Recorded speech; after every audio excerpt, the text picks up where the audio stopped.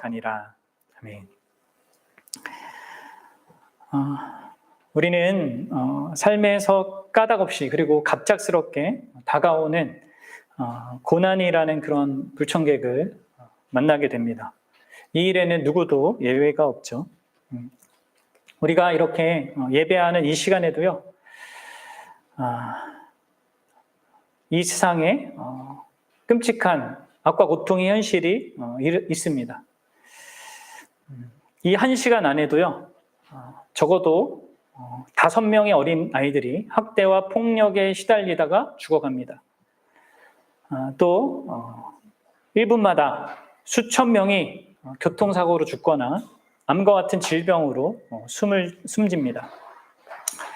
우리는 최근에 일어나고 있는 이러한 현실, 또 끔찍한 고통과 고난의 현실로 인하여서 어려움을 많이 겪었는데요. 코로나가 그랬고요.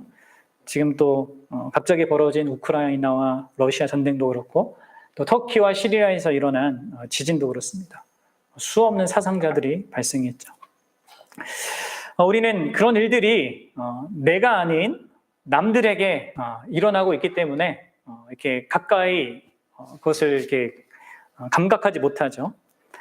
또 자신에게는 뭐 그런 일이 일어나지 않고 나와는 상관없는 일이다라고 이렇게 덮어놓고 가려고 하는 그런 성향도 같습니다. 그리고 또 이러한 문제들에 대해서 나름 또 생각이 있는 사람들은 우리가 유능한 인물을 좀 우리의 그 책임자로 뽑아서 어떤 사회적인 그런 체제나 이런 시스템들을 잘 이렇게 만들면 그런 종류의 참사를 피할 수 있을 거다라고 생각하기도 하죠. 그러나 여러분들, 그러한 우리의 어떤 모든 생각과 기대와 달리 우리는 살아가면서 이러한 고난에 직면하게 됩니다. 그래서 사랑하는 사람을 잃거나 본인 스스로가 치명적인 병에 걸리거나 믿었던 사람에게 배신당하거나 재정적인 어려움에 부닥치기도 하고요. 또 자신의 윤리적인 실수 때문에 모든 평판을 읽기도 합니다. 이런 것들을 다 경험한다는 것이죠. 이런 모든 것들을 피하기 위해서 우리가 얼마나 애쓰고 힘쓰고 또 대책을 마련하는가, 그것과 상관없이 고난은 우리에게 다가오고요. 그리고 우리의 모든 것을 엉망으로 만들어버립니다. 제 아무리 돈과 권력과 무엇이 있어도 이 고난을 예방할 수 있는 길은 없어요. 이 고난에 대한 백신이 이 세상에 존재하지 않죠. 그리고 여러분, 이러한 세상의 현실을 있는 그대로 보여주는 것이 바로 이 성경입니다. 그래서 여러분, 성경을 본다는 것은 어떤 공상과학에 나오고 이런 신화에 나오는 어떤 것을 보는 것이 아니라 현실을 보는 겁니다. 왜 우리가 매일 성경을 읽어야 됩니까? 현실을 제대로 보기 위해서입니다. 다만 이 땅에 그런 현실, 그 고난이라고 우리가 피할 수 없는 이 고통스러운 현실이 있다는 것을 보여줄 뿐만 아니라 우리가 고난을 당하면서 동시에 같이 있지만 보지 못하는 그 현실까지 이 성경에 말해주는 거죠. 그래서 우리가 성경을 볼 필요가 있는 거예요. 성경은 고난은 원래 없는 거다, 그냥 우리가 그렇게 느낄 뿐이지 없는 거다라고 얘기하는 그런 불교의 관점을 말하지도 않고요. 또 신을 잘 믿으면 고난이 다가오지 않는다라고 말하는 종교의 관점을 말하지도 않습니다. 오히려 그 모든 것들을 반박하죠. 그런데 이제 기독교 안에 오늘날 많은 사람들이 고난에 대해서 이렇게 일반 종교적인 관점을 갖고 있는 경우가 많습니다. 고난을 일종의 형벌의 형태로만 보는 것이죠. 내가 좋은 일을 했기 때문에, 선한 일을 했기 때문에 나한테 좋은 일이 일어나고, 나쁜 일을 하면 살았기 때문에 또 나쁜 어떤 일들이 나에게 발생하는 것으로 보는 것입니다. 그러나 이것은 성경이 말하는 사실이 아니에요. 성경이 말하는 진리의 어떤 한 파편만 보는 겁니다. 그럼 세상에 믿지 않는 사람들은 그럼 어떻게 봅니까? 종교인이 아닌 세속적인 사람, 무신론자들은 어떻게 봅니까? 이 고난을 무작위적인 것으로 봅니다. 이 세상은 그 어떤 누구도 책임지는 존재가 없고 우리 인생이 경험하는 모든 것이 우연이다. 라고 본다는 것이죠. 이들에게는 고난은 신이 없다는 것을 증명하는 것이거나, 만약에 신이 있다 하더라도 무능하거나 고난을 컨트롤 못하니까, 또 인간을 불쌍히 여기지 않고 무관심한 그런 신이라는 것을 증명하는 것으로 고난을 이해합니다. 이게 이제 세상 사람과 종교인들이 갖는 고난에 대한 이해예요. 여러분들은 어떻게 고난에 대해 이해하고 있습니까? 놀랍게도 이러한 종교인들과 세속적인 사람들이 갖고 있는 고난에 대한 이해와 달리 성경 안에는 이 고난이란 그 현실을 직면하고 그것을 이렇게 감내하는 그 사람들이 대부분 다 하나님의 존재를 더 깊이 풍성히 만납니다. 그런 자들로 이 성경에 기록된 사람들이 등장해요. 다만 성경의 이야기뿐만 아니라 역사 내내 기독교 신앙을 가졌던 우리 수많은 믿음의 선배들도 다 동일한 그 과정과 결론을 가졌습니다. 최근에도 우리가 수요 예배 때 나누는 나누는 분들 중에 한 집사님도 그런 고백을 했잖아요. 진짜 말로 다 할 수 없는 그 큰 고난 속에서 하나님을 믿는다는 게 뭔지, 진짜 예수님으로 충분하다는 게 뭔지를 이제 실제적으로 알겠다고. 그렇습니다. 고난은 분명히 있는 현실이고요. 그 고난의 현실 속에 하나님도 계시고요. 하나님이 계시기 때문에 그 고난은 신자로 하여금 그 하나님을 더 깊이 만난 통로가 돼요. 이게 성경이 말하는 고난에 대한 진실입니다. 여러분, 우리 삶에는요, 있습니다. 성경이 말하는 고난이 있는데, 크게는 세 가지의 형태로 우리에게 옵니다. 하나는 우리가 잘못된 일을 행함으로 인하여서 그 결과로 받는 어떤 고난이 있는 것이죠. 내가 담배를 너무 많이 폈으면 그 폐병에 걸려가지고 고난 받는 이런 나의 잘못으로 인하여서 경험하는 고난이 있고요. 또 다른 하나는 하나님께서 우리의 어떤 영적인 성숙과 성장을 위해서 주시는 그런 고난이 있습니다. 우리를 성숙하게 하기 위해서 어떤 그 상황에 우리를 몰아넣으시고 거기에서 이렇게 나아가게 하시는 일을 감당하게 하시는 일을 하죠. 그런데 여러분들, 오늘 욥기가 말하는 이 고난은 다른 종류의 고난입니다. 그것은 바로 아무런 이유 없이 우리에게 닥쳐오는 고난입니다. 여러분, 이런 고난이 있는 걸 압니까? 성경에는 이런 고난이 있다고 얘기해요. 물론 우리는 알아요. 우리는 욥이 도대체 왜 고난을 당하는지 그 원인을 너무나 정확하게 알죠. 그러나 욥은 끝까지 알지 못합니다. 그래서 여러분들, 오늘 우리는 이 부분을 생각해 볼 거예요. 오늘 우리는 이제 우리의 삶 가운데 이유 없이, 아무런 이유 없이 다가오는 고난이 있다는 것과, 그렇다면 그 고난에 대해서 우리가 어떻게 이해하고 또 어떻게 반응해야 하는가, 이것을 좀 생각해 보고자 합니다. 자, 그러면 이 이유 없이 다가오는 이 고난을 생각할 때 그것이 있다는 것이 현실입니다. 성경이 말하는 현실입니다. 그런데 그 현실만 얘기하는 것이 아니라 그 현실에 성경은 하나님이 계시다라고 말해요.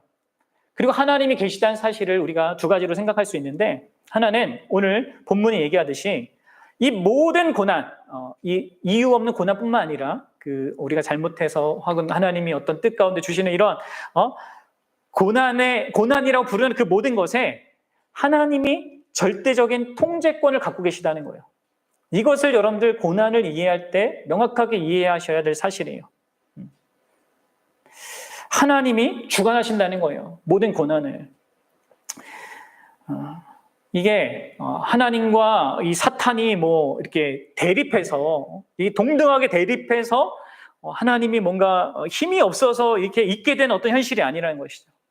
세상에 많은 사람들이나 심지어 교회 안에 있는 사람도 이 하나님과 사탄이 마치 대등한 위치에 있는 것처럼 생각하기도 하는데 아닙니다. 오늘 명확히 우리가 읽은 본문이 말해주죠. 사탄이 행하는 그 모든 일은 하나님에 의해서 통제되고 있습니다. 여러분 12절을 보세요. 사탄에게 하나님이 뭐라고 하십니까? 너가 욥에게 여기까지는 할 수 있다. 그러나 그의 생명을, 그의 몸을 손대는 것은 안 된다. 이 다음에도 마찬가지죠. 사탄이 그의 욥의 몸을 치게 해주십시오. 그래, 몸은 쳐도 된다. 그러나 생명은 안 된다. 이렇게 하잖아요. 결국 여러분 성경이 우리에게 뭘 얘기하는 겁니까? 하나님께서 세상에 일어나는 모든 일들, 특별히 이 고난이라는 현실에 전적인 책임을 지니고 있다는 거예요. 그리고 그분이 악을 통제하시며 사탄을 다스린다는 것입니다. 그분은 악을 허용하시지만 그것을 제한하세요. 그러면 하나님이 왜 사탄의 활동을 허락하실까요? 생각해 보십시오. 우리가 이러한 그 하나님의 뜻을 다 헤아릴 수는 없지만 오늘 성경과 이 성경 전체의 내용을 통해서 명확하게 보게 되는 것은 하나님께서는 사탄이 성취하고자 하는 것에 정반대의 것을 성취하기 위해서 그 악을 허용하십니다. 이거는 아담과 하와를 타락으로 이끌었던 사탄에게 한 것과 동일한 그때도 적용되는 그런 내용인 것이죠. 사탄은 이 고난을 통하여서 욥이 참된 신앙인이 아니라 종교인에 불과한 자라는 사실을 드러내고 싶었습니다. 그러나 여러분들 하나님은 어떠하셨습니까? 이 고난을 통하여서 욥이 하나님의 참된 자녀임이 드러나기를 또 의도하셨어요. 이 사탄이 의도한 것과 하나님이 고난을 허용하면서 의도한 것이 다르죠. 그리고 실제로 욥은 하나님의 의도대로 그런 결과를 갖습니다. 그래서 여러분들 하나님께서는 이렇게 욥의 삶에 사탄이 악을 가져오도록 허용하십니다. 그리고 그 말은 이 사탄의 의도를 완전히 반전시키고 무너뜨리는 방식과 양으로만 하나님께서 악을 허용한다는 거예요.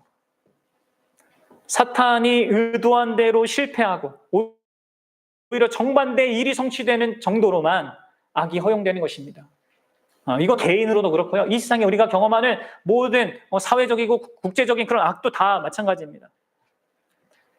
그렇기 때문에 여러분들 우리는 이유를 알지 못하는 그 고난을 당할 때 이것 역시도 하나님께서 주관하신다는 것을 유념해야 하는 것이죠.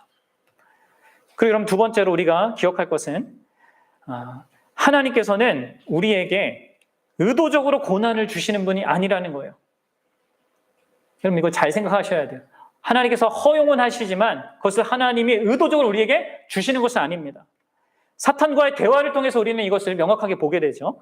여러분들 욥에게 이 안 좋은 일이 일어나야 된다고 생각하는 것은 누구의 생각입니까?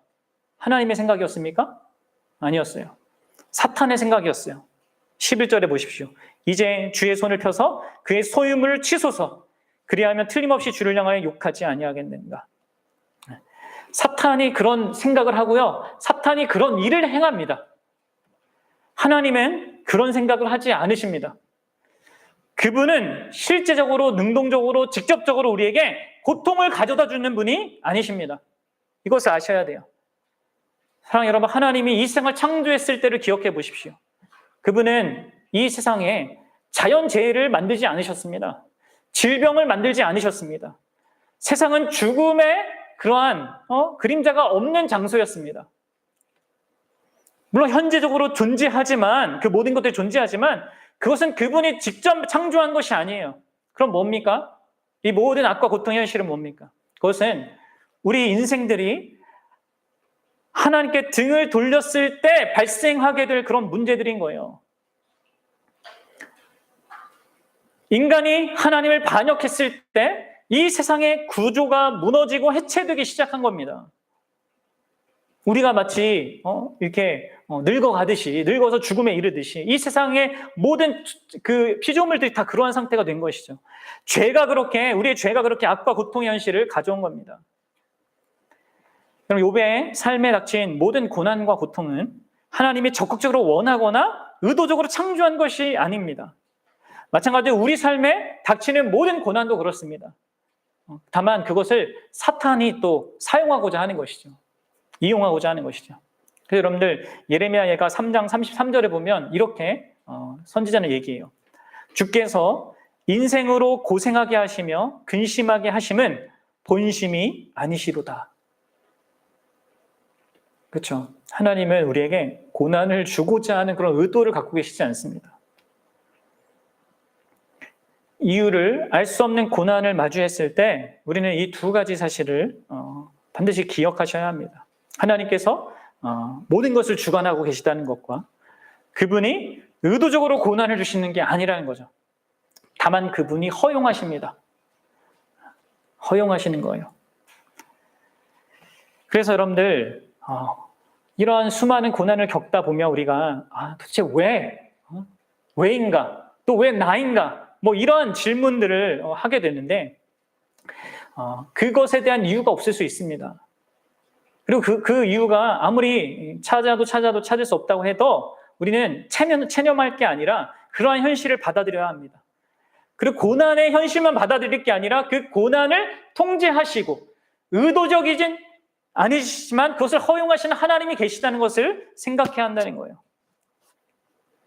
그럼 여러분들 생각해 봅시다. 이유 없는 고난을 주시는 그 하나님의 의도는 뭘까요? 이유 없는 그런 고난을 우리 인생 가운데 허용하시는 하나님의 의도는 뭡니까? 그것은 답부터 말하자면 우리가 하나님 때문에 하나님을 사랑하는 자가 되는 겁니다. 그것을 위해서 고난을 주세요. 이유 없는 고난을 주세요. 여러분들이 하나님을 섬기고 하나님을 예배하고 하나님을 가까이 하려고 할 때 어떤 나에게 이익을 계산하고 생각하면서 그것을 하면 안 됩니다. 기독교 신앙은 그렇게 가면 안 돼요. 내가 마음이 평안해지고 내가 어떤 복된 것을 얻고 천국에 가고 어떤 것을 영위하기 때문에 하나님을 찾으면 안 됩니다. 우리는 하나님 때문에 하나님을 찾아야 돼요. 하나님 때문에 그분을 예배하고자 해야 되고 하나님 때문에 그분을 섬기고자 해야 합니다. 그분을 사랑하고자 해야 한다는 것이죠. 여러분 어떻습니까? 그렇게 하고 있습니까? 우리가 그렇게 잘 못하거든요. 그리고 바로 그런 이유 때문에 하나님께서 우리에게 이유 없는 고난을 주시는 겁니다. 사탄은 욥이 아무 대가 없이 하나님을 섬기는 게 아니다 라고 이렇게 하나님께 고소를 하죠. 욥이 하나님을 사랑하는 것이 하나님 때문이 아니라 하나님이 주신 것 때문이다 라고 이렇게 말했습니다. 욥이 가진 돈, 번영, 건강, 지위, 가족 그것들이 사라지면 욥은 더 이상 하나님을 섬기지 않을 거다라고 자부하고 있습니다. 사실 여러분들 이 사탄의 고소는 우리 대부분의 사람들이 우리 삶에서 경험적으로 확인하는 겁니다. 그렇죠? 우리는요 다 계산합니다. 어떤 대가 없이 다른 사람을 사랑하고 친절하게 대하지 않습니다. 나한테 어떤 이득이 생길 것을 고려하면서 계산하면서 한단 말이야. 그 상대가 나에게 어떤 유익이 안 된다 그러면 더 이상 관계를 유지하려고 하지 않습니다. 친하게 또 가까이 하고자 하지 않습니다. 직장에서 사람들이 행하는 것을 보십시오. 왜 이 지위가 낮은 사람들이 지위가 높은 사람들에게 잘합니까? 잘 보이려고 합니까? 그 사람이 나에게 어떤 이익을 가져다 줄 것을 기대하고 그렇게 하는 거잖아요. 근데 그런 게 안 된다 그러면 그 사람들은 곧 그 친절함을 거둡니다. 그러한 사람들의 그러한 모든 그 관계는 어떻게 되는 거예요? 그 대상이 소중한 것이 아니라 자신을 위한 수단이 되는 것이죠. 자신의 이익을 위한 수단이 되죠. 여러분 이거는 심지어 남자와 여자가 이렇게 연애를 하는 데서도 작동이 됩니다. 특히 결혼한 다음에 많은 여성들이 진짜 속았다 이렇게 많이 얘기하잖아요. 왜 그래요? 결혼하기 전까지는 이 남자가 진짜 정말 최선을 다했는데 최선을 다해서 자기를 사랑하고 진짜 남을 생각해주고 막 그런 거 했는데 결혼하고 나서 확 달라지는 거죠. 그럼 그 남자들의 특징이 뭡니까? 그 남자가 사랑한 것은 그 여자가 아니라 뭐예요? 원하는 것을 얻고자 한 것에 있었던 것이죠. 그리고 여러분들 이러한 인간들을 보고 이런 남자들을 보고 사탄이 이렇게 얘기하는 거예요. 거 보십시오 하나님, 인간이 이렇습니다. 남자만 그럽니까? 아니죠. 인간이 그렇습니다. 여러분들 만약에 어떤 사람이 처음에는 나를 진짜 많이 챙겨주고 사랑해주고 이렇게 아껴줬는데 그 사람이 자신이 원하는 것을 얻지 못한다는 사실을 깨닫고 나한테 그런 것들을 걷어가고 완전 나와 이렇게 관계없이 지낸다면, 날 버린다면 여러분 어떤 기분이 들겠습니까? 아마 나를 물건 취급 대하는 것처럼 아니면 동물 취급 대하는 것처럼 그렇게 불쾌한 생각이 들 겁니다. 나를 비인격적으로 대하고 비인간적으로 대우하는 그런 느낌을 받게 되는 것이죠. 근데 여러분들 이런 일은요, 당하는 사람만의 문제가 아니에요. 이런 식으로 자기 유익을 위해서 다른 사람을 대하는 것은요, 다른 사람을 수단으로 삼는 것은 그 수단을 삼는 그 사람도 문제가 됩니다. 다른 사람을 비인격적으로 비인격화해서 나의 수단으로 삼으면, 그래서 대우하면 그렇게 행하는 사람 역시 비인간적인 사람이 되어가요.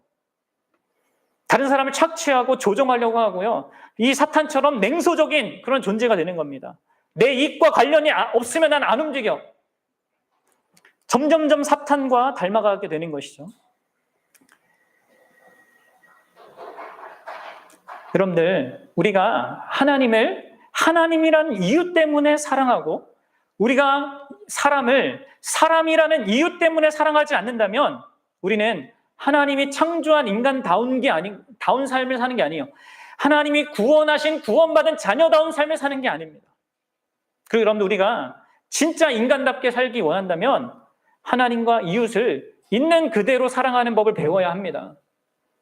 그리고 이러한 일이 일어날 수 있는 거의 유일한 방법은요, 바로 이유 없이 주어지는 고난을 경험할 때입니다. 그 과정을 거쳐서예요. 왜 그렇습니까? 이유 없는 고난은 우리가 무엇을 얻기 위해서가 아니라 하나님 자신 때문에 하나님을 섬기고 있는지, 하나님 때문에 하나님을 사랑하고 있는지를 확인하게 해줍니다. 그분을 섬겨도 아무것도 얻지 못하는 상태에 있을 때 그것을 배우는 거죠. 아는 거죠. 아니, 오히려 그분을 섬기는데 나쁜 일이 일어납니다. 그리고 더 확실하게 알 수 있어요, 우리는. 내가 그분 때문에 그분을 섬기는 것인지 아니면 다른 어떤 이유 때문에 그분을 섬기는 것을 보게 되는 겁니다. 욥은 지금 그 과정을 거치는 거예요. 그럼 욥은 우리가 1장과 2장을 보면서 확인했듯이 세상의 물질보다 하나님을 더 사랑했습니다. 그렇죠? 욥은 심지어 자기 가족보다 그리고 자기의 육신보다 하나님을 더 사랑했어요. 그런 걸 드러냈어요. 그러나 그 욥에게도 여전히 자기중심적인 어떤 그러한 자기중심성이 존재했습니다. 욥은 어떤 축복 때문에 하나님을 사랑한 것은 아니지만 하나님 자신 때문에 하나님을 사랑하는 그 수준에 아직 이르지 못했습니다. 그래서 하나님께서 이 욥을 진짜 하나님이 창조한 인간다운 인간, 하나님이 구원하여낸 그런 구원받은 하나님의 자녀다운 그 자녀로 세우기 위해서 이유를 알 수 없는 그 고난을 허용하신 것입니다. 사랑하는 여러분, 이것이 우리의 인생 가운데도 동일하게 적용됩니다. 우리 인생 가운데 이유를 알 수 없는 그 고난이 닥치는 이유는 바로 이거예요. 그 이유로 하나님이 우리에게 이 고난을 허용하시는 겁니다.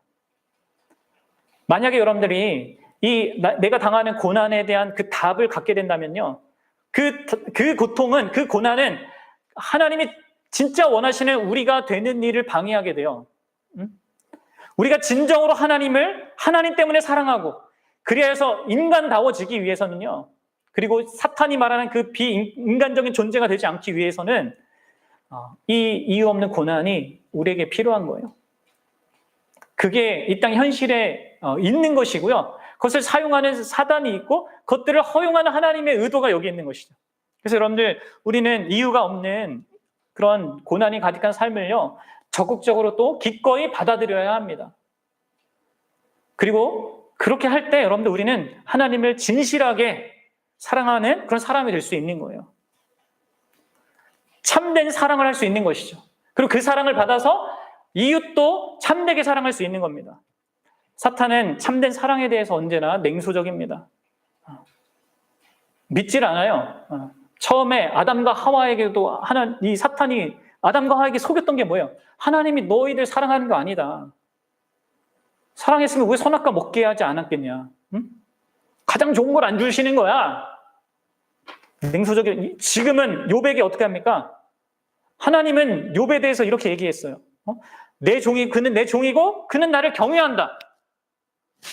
경외한다는 것은 막 두려워한다는 의미가 아니라 무서워한다는 의미가 아니라 가장 존귀하게 여긴다는 거거든요. 사랑하고 존귀하게 여겨서 정말 최선을 다해서 이렇게 대한다는 것을 의미한단 말이에요. 그렇게 욥은 하나님께 어떤 그런 모습을 보였어요. 그런데 사탄은 또 어떻게 해요? 이번에는 하나님께 욥의 사랑을 의문을 갖도록 하죠. 사랑은 무슨 사랑입니까?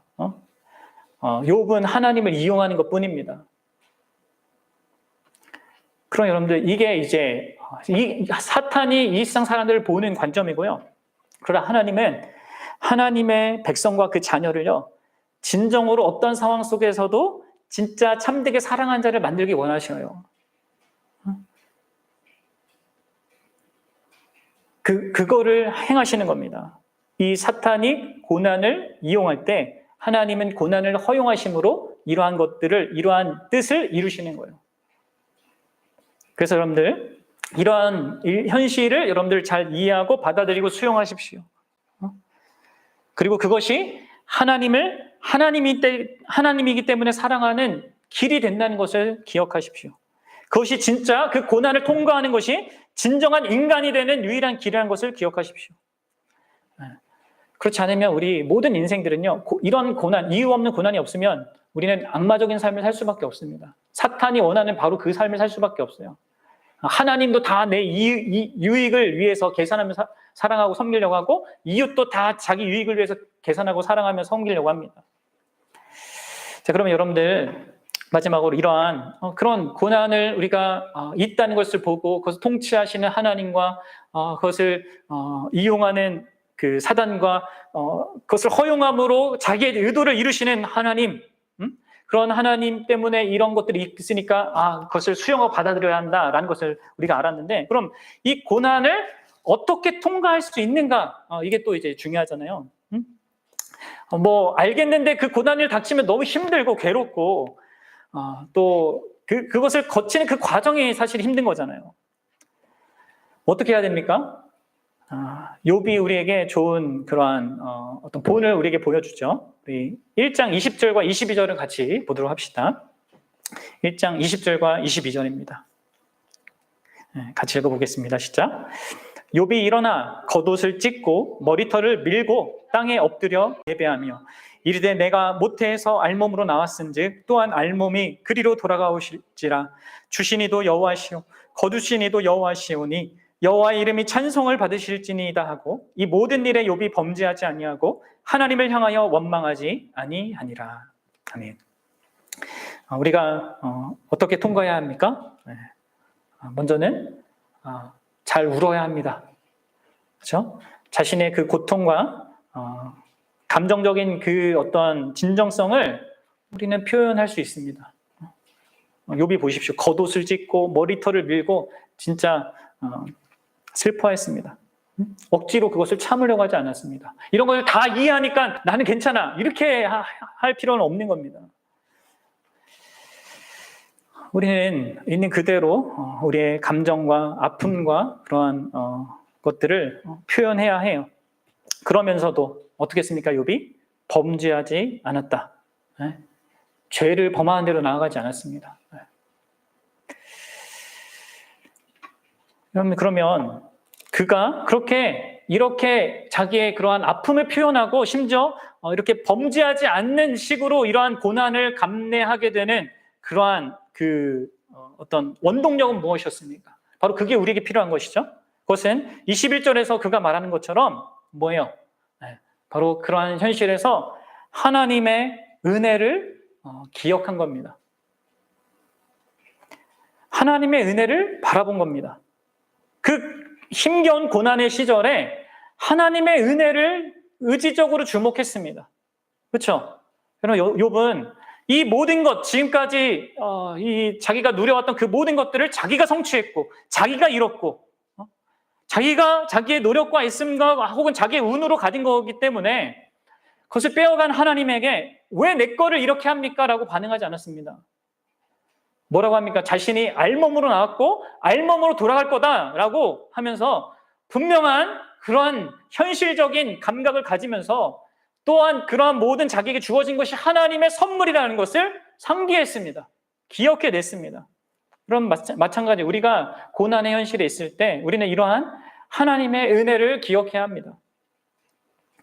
사랑하는 여러분, 우리가 우리의 인생을 내가 한 것과 내가 이룬 것과 그래서 얻은 세상의 것에 내 인생을 세우면요, 여러분들은 고난 당할 때 여러분들의 행복이라고 부르는, 여러분들에게 기쁨이 되는 그 모든 것들로부터 여러분들은 이렇게 분리되는, 찢어지는 그 아픔을 경험하게 됩니다.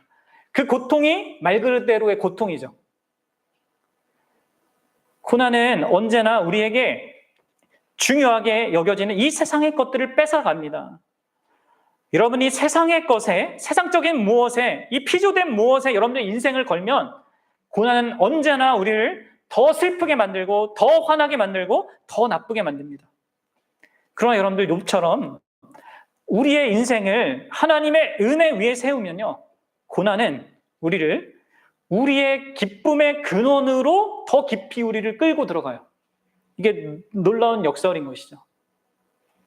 돈도 좋죠. 건강도 좋고 친구와 가족도 좋지만 우리의 삶에서 그것을 우리가 누려야죠. 그러나 나의 궁극적인 사랑이, 최고의 사랑의 대상이 하나님이다 라고 말할 때, 그렇게 우리가 우리 인생을 거기 위에 세워둘 때, 그 사랑에 둘 때, 고난은 우리를 그 사랑의 대상이신 하나님께로 더 가까이 가게 합니다. 그래서 여러분들, 욥인 거예요. 그래서 여러분, 우리가 이 욥기를 읽어야 하는 것입니다. 그리고 이것이 바로 사탄이 패배한 이유이기도 합니다. 사탄이 가져다 고난은 그가 예상하고 원했던 것과 정반대의 것을 성취해버렸습니다.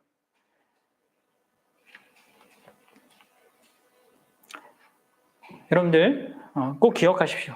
이러한 고난의 시절을 잘 통과하기 위해서는 근원적으로 내 인생의 그런 의미와 가치와 모든 것을 하나님께 두어야 합니다. 하나님의 그 은혜를 기억해야 됩니다. 그리고 그것을 상기해야 한다는 것이요. 사실 여러분들, 오늘날 우리는 이 욥보다 너무나 유리한 위치에 있어요. 욥은 이 하나님의 은혜의 실상을 일반 은총적인 어떤 것에서 이게 희미하게 본 거예요. 물론 이제 욥이 제사도 드리고 했으니까 이 특별한 하나님께서 예수 그리스도 안에서 베풀어 주신 은혜에 대한 희미한 그림자적인 은혜도 받습니다. 그리고 그런 것들이 희미했기 때문에 사실 이 고난의 과정 중에 이 욥은 부족한 모습을 많이 보였어요. 그런데 여러분들, 우리는 이제 너무 달라요. 우리는 너무나 선명하게 봅니다. 뭘요? 하나님의 놀라운 은혜를 선명하게 봐요. 너무나 값비싼 희생으로 우리에게 주어진, 값없이 주어진 그 은혜를 우리는 봅니다. 사랑하는 여러분, 이때 욥을 공격했던 이 사탄은 수세기 이후에 벌거벗은 채로 나무에 달려서 어찌하여 나를 버리십니까? 외치며 죽어가는 또 다른 무고한 고난당하는 분을 공격했습니다. 그분도 역시 하나님으로부터 욥과 같이 아무런 대답도 듣지 못하셨어요. 욥은 완전히 무지한 자는 아니었습니다. 그리고 그런 의미에서 사실 고난을 받아도 할 말이 없는 자입니다. 엄밀히 따져서는. 그러나 그 십자가에 달린 그분은 절대적으로 무고한 자로서 고난을 받아야 될 이유가 전혀 없습니다. 그럼에도 불구하고 고난을 당하셨습니다.